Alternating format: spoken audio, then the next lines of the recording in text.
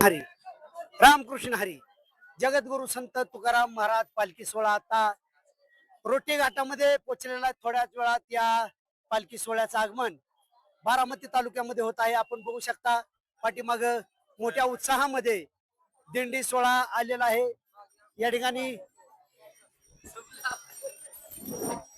ठिकाणी खूप चांगल्या पद्धतीने भक्तिमय वातावरणामध्ये भक्तगण पंढरीच्या दिशेने वाटचाल करीत आहेत.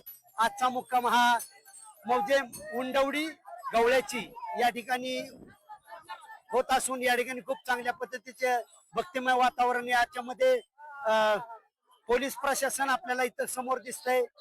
चांगलं नियोजन दिसतंय. त्याचबरोबर या प्रकारे तरुणाई दिसते. या ठिकाणी ज्येष्ठ माणसं दिसत आहेत.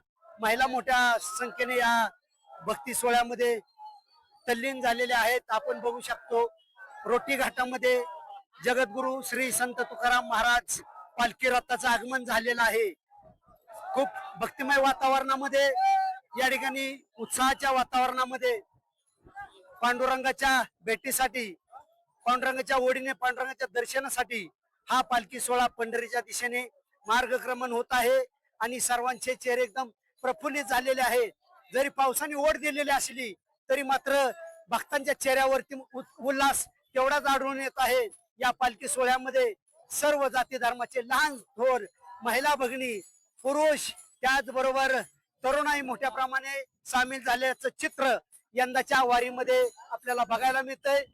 हा पालखी सोहळा रोटी घाटातून उंडवडीच्या दिशेने मुक्कामासाठी मार्गस्थ होत असताना यामध्ये अनेक आपल्याला वेगवेगळे